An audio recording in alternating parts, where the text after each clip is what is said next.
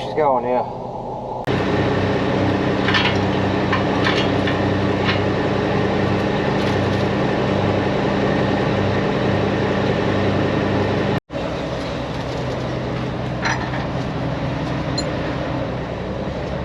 Probably ought to unplug it.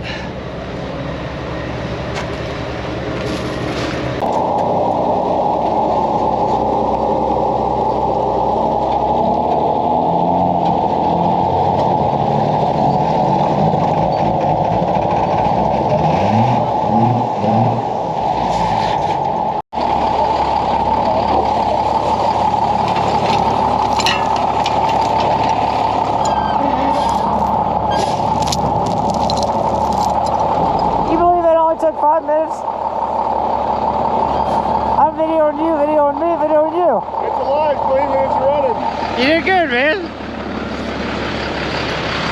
That guy's the best, isn't he? He's the best. So hey everybody, welcome to the video.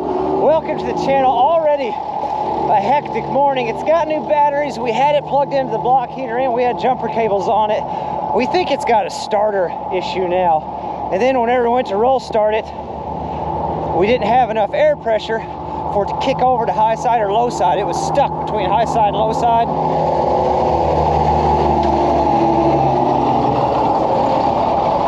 So we couldn't quite get the gear we wanted. But old Dirt Perfect got her rigged up, got her running, and we're going to help my brother. We'll get a load of stone on the way, a load of what we call 73s. You can see we do still have the trailer on there. That doesn't affect the scaling process. As long as I do the same thing coming off as I do coming on, I just choose to leave the trailer off the scale. As long as I leave the trailer off the scale when I come off, we're good to go.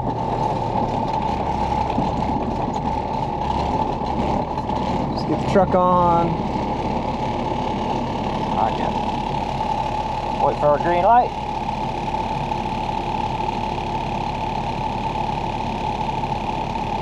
There we go.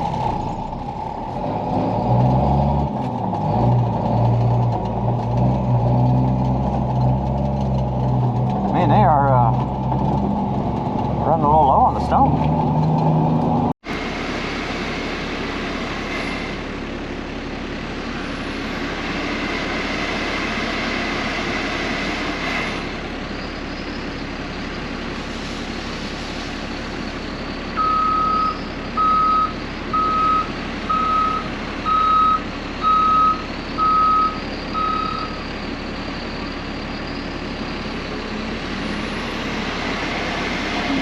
Waiting on the scale to clear. There's a couple guys coming onto it.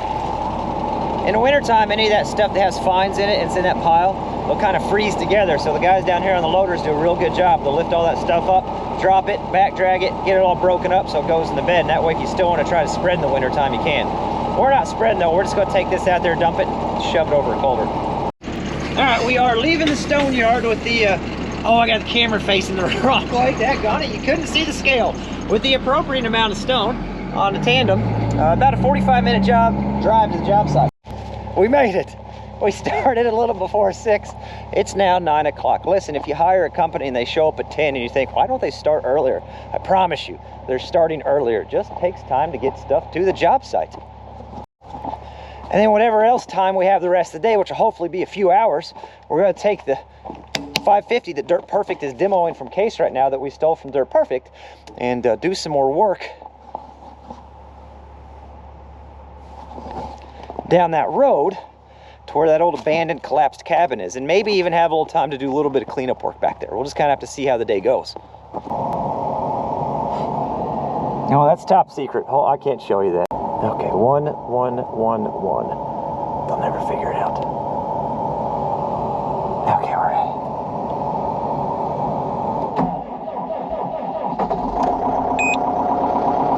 I noticed it does this thing, and I don't know if it's just because it's cold out, but it'll start at a really low idle. Did you hear that? And it'll slowly kind of idle itself up. While it's warming up, I'm gonna get these tracks cleaned out a little bit, especially with it being frozen. I don't want a bunch of frozen dirt around those top rollers.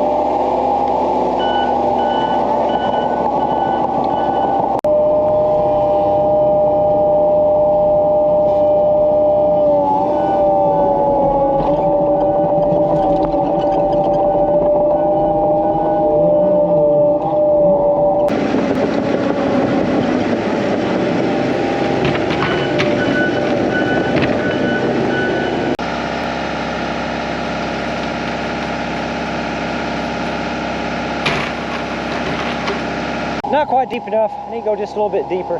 It's a little cumbersome using the 555 to put this in versus a mini hoe, but it's 3 hours to go get the mini hoe and get it here, and then another 3 to make the trip to take it back, all the round trips and everything.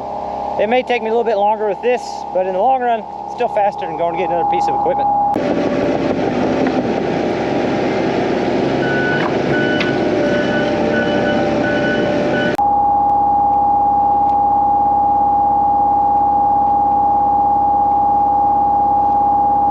My brother just went past. He's got to go find a place to turn around because, well, that's what we're working on. There's not one here yet.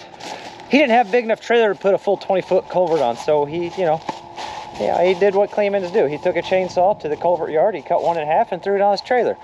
Hopefully we can do this in a way that we can get it hooked back up without too much trouble.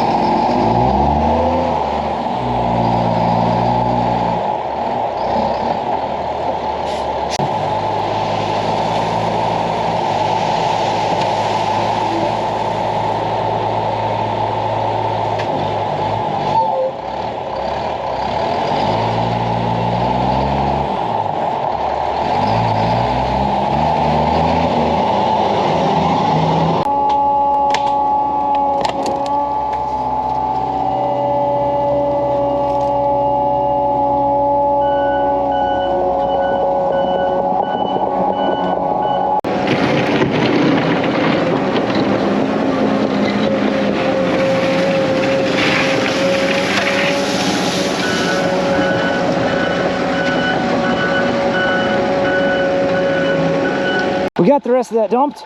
There was a second camera I was using with some really cool angles, and I think it's now a permanent fixture of this culvert, but we're gonna get this all busted out.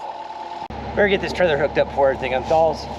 But I'm gonna get all that stone busted out just real quick with the bucket, and then we're gonna go switch over to the dozer blade so we can get it polished up looking real nice.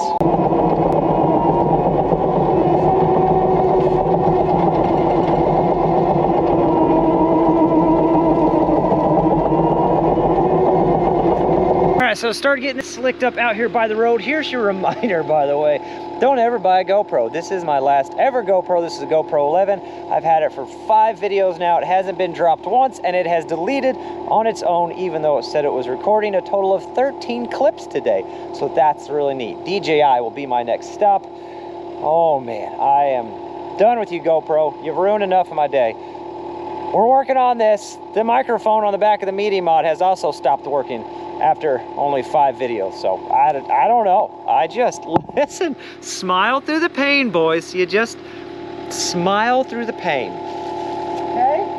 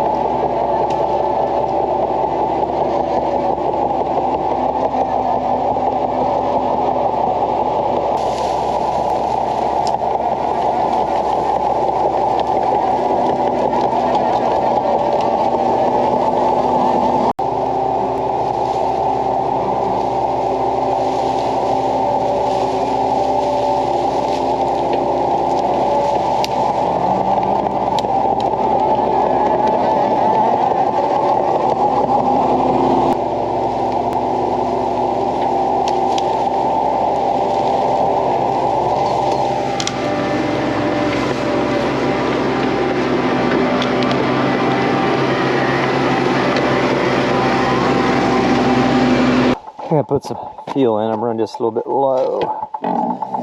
That's not where the fuel goes, but that's where there's a little lever, so I can let that down since I forgot to do it when I was in the cab. Beautiful. Tread plate. Oh, that's a two-hander. Oop, two-hander.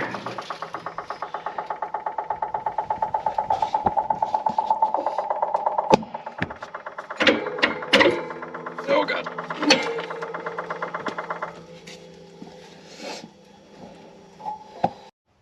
As far as maintenance goes, it's set up pretty slick. Fuel filter, got primer pump, def, hydraulic oil, air filter. They've notched this out so you can get it out of there. Oil filler right here, plenty of room up above that. Dipstick, coolant, diesel fuel, another filter there.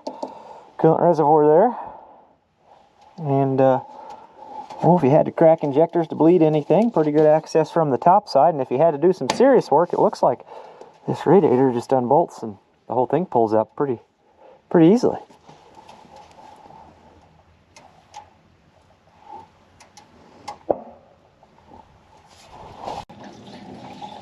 That was one thing about the Kubota 90-2, which how often do you fill or top your machines off with a 5-gallon can? I realize normally you're going to be using a pump nozzle, but the fuel tank, or the fuel tank on the 90-2, it was almost impossible to get a 5-gallon can on, unless you had a funnel with you.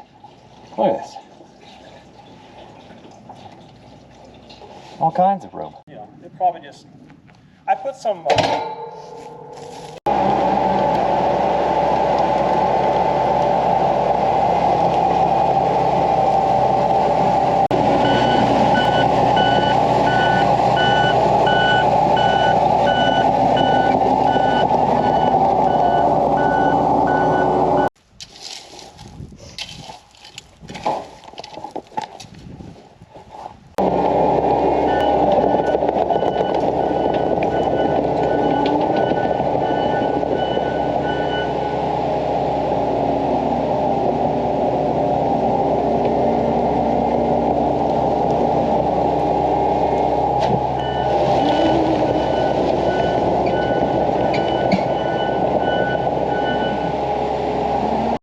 So here's what we ended up with, and I don't hate it.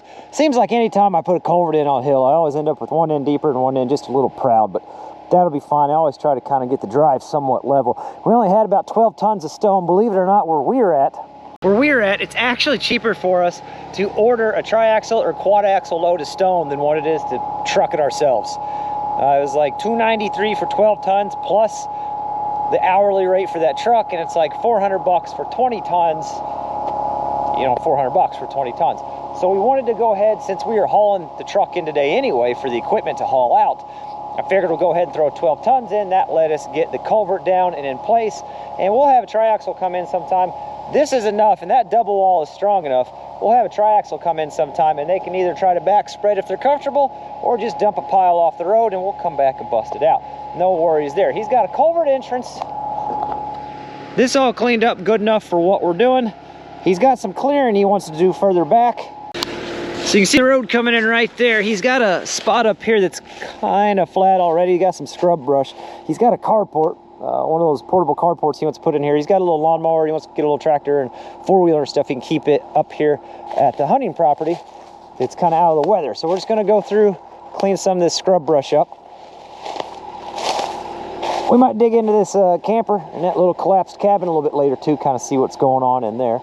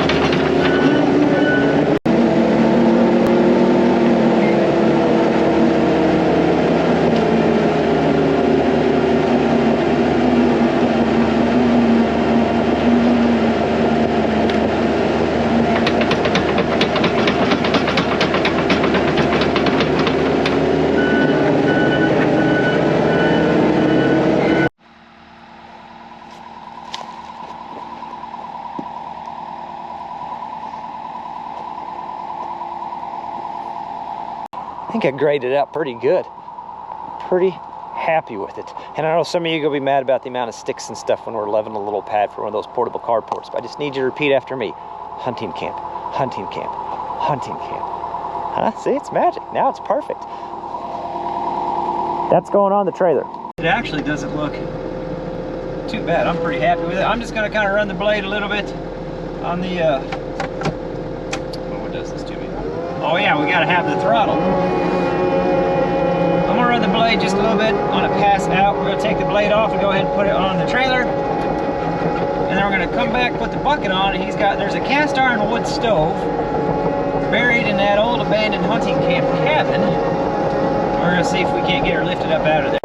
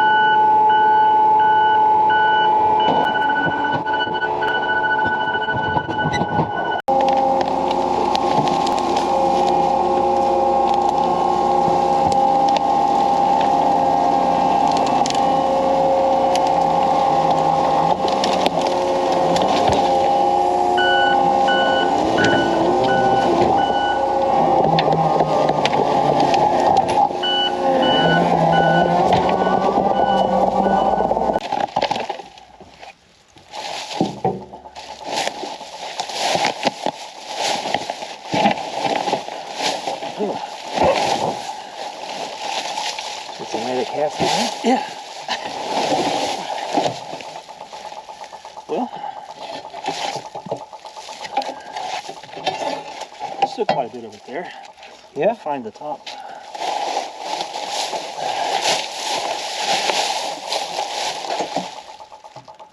Cool.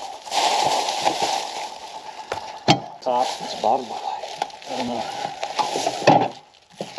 Bad at all. No, sorry. Yeah. It's pretty cool. Yeah. It's hard to tell what else is in this dang thing. I know.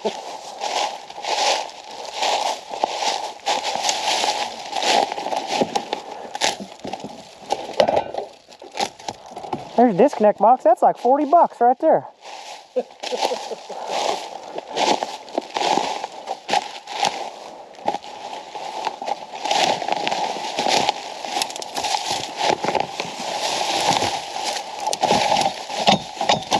Got you a nice bar stool in here. Yeah, it's got a lot of the bones for a good deer camp cabin. Looks like an old bunk bed frame there. Yeah. Heck, you got half a roof still. We just got to get up in the air.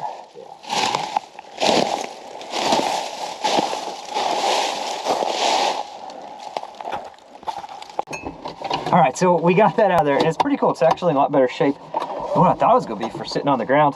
He knows a guy that redoes them, so he's going to have that guy take a gander down yonder at her.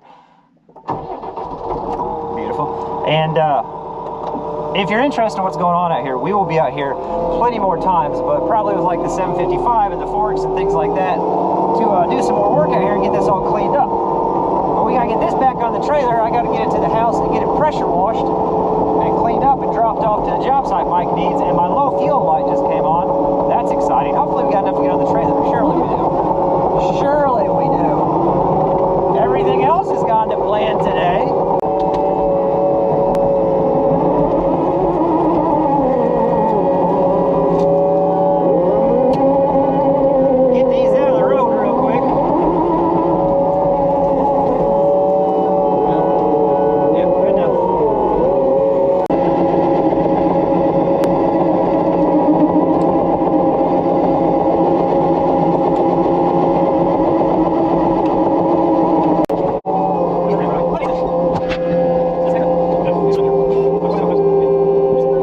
So the plan was to take this up to the house and pressure wash it, but we had a little mechanical issue on the way home. my slowdowns aren't slowing me down as much as the slowdown should be slowing me down. So we're gonna offload this here down the lot, and we're gonna limp that truck up to the shop. We did go ahead and it is topped off with fuel though.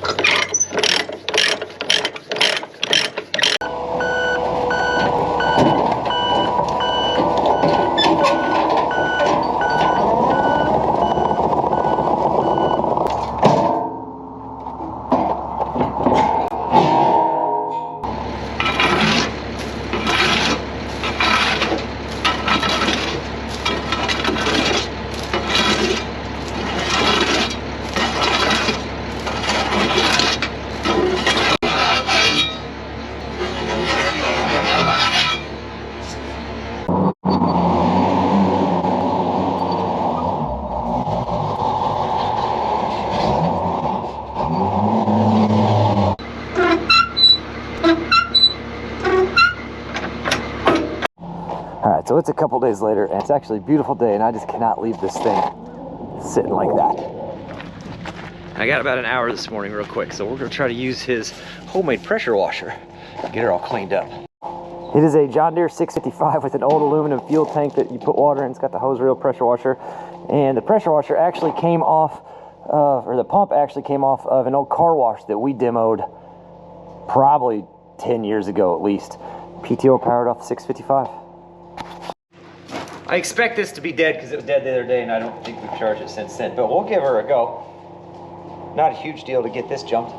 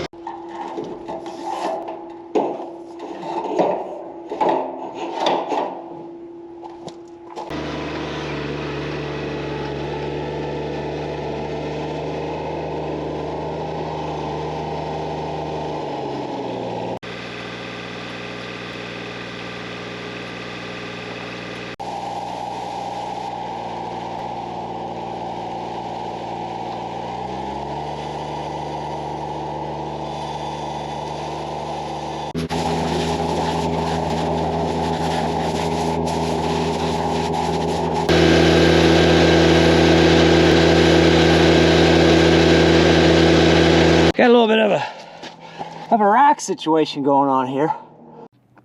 Let's finish this thing out with the good old-fashioned voiceover and my final opinion on the Case Minotaur DL550. As far as CTL goes, if you hop in this thing and run it like a skid steer, you're going to instantly be impressed. The first thing you're going to notice is the power. It is 114 horsepower, and one thing that separates it from other skid steers is the absolute weight of this thing. It's 18,000 pounds, and with a single grouser track setup, it has a 1.25 yard bucket. It has no problem getting that horsepower into the ground and into that cutting edge of the bucket, and it handles it. Honestly, it was overwhelmingly impressive. I was blown away by the amount of power this thing had and how balanced and well it handled that. I really did like it in CTL mode. As far as dozer mode goes, seems like the number one concern people have in dozer mode would be visibility, and that's an understandable concern. It definitely feels different than a traditional dozer, because it's not a traditional dozer. It's completely different. You're sitting in a different location in reference to the track frame and the cutting edge. And you're definitely looking at different places on the blade than what you would normally do on a dozer. There's no doubt about that. But I think a halfway decent operator, and keep in mind, I wouldn't consider myself a halfway decent operator. I have a lot to learn. I think a halfway decent operator can hop in this thing in a few hours. You're going to get comfortable with it. The first few passes might look like a Monster Jam course, but after you get past that learning curve, I think a fella's going to learn to love it. Here she is all polished up, and she looks pretty decent, not too bad. Quite a bit of dirt on the bottom side there, my bad, but we got her all cleaned up, so no worries there.